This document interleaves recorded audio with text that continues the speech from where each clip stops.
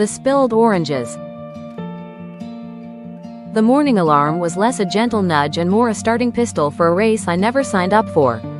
6 a.m. Lily needed her hair braided, the dog needed to go out, and my phone was already blinking with a reminder. Call Mom Re. 9 a.m. Dr. APPT.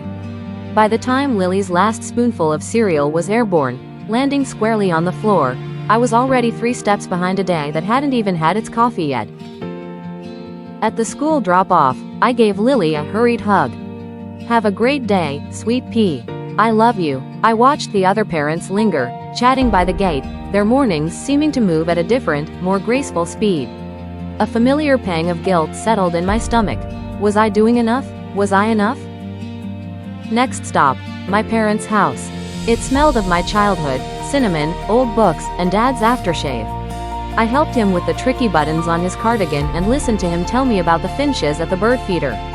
It was a slow, quiet love, the kind that holds you steady even as it wears you down.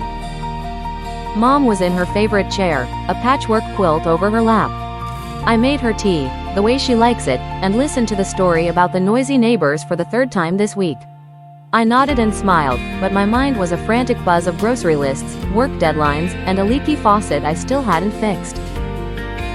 The breaking point wasn't a grand explosion. It was quiet and small. In my own driveway, the flimsy paper grocery bag gave up. Oranges, like tiny, cheerful suns, rolled everywhere. And I just stood there, watching them go. I didn't have the energy to bend down. I didn't have the energy for one more thing. Looks like you could use a hand. The voice was gentle. It was Mr. Henderson from across the street, a man I'd only ever offered a polite wave. Before I could protest, he was there, kneeling on the asphalt, his old, steady hands gathering the runaway fruit. We rescued the last of the groceries together. You've got a lot on your plate, he said, not as a question, but as a fact. I'm retired, plenty of time on my hands. I'd be happy to sit with your folks for an hour or 2, if you'd let me. I'm a good reader. The offer was so simple, so unexpected, it felt like a lifeline. When I picked Lily up from school, the hug was different. It wasn't rushed. I held her tight, breathing in the scent of playground chalk and sunshine. She pulled back and looked at me.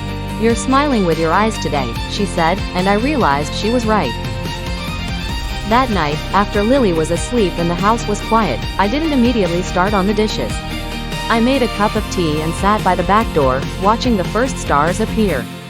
The to-do list was still there, waiting.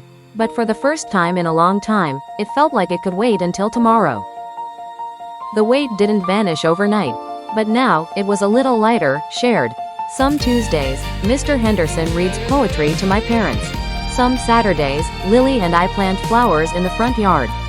Burnout had felt like a lonely darkness, but I was learning that sometimes, all you need is for someone to notice your spilled oranges and help you pick them up.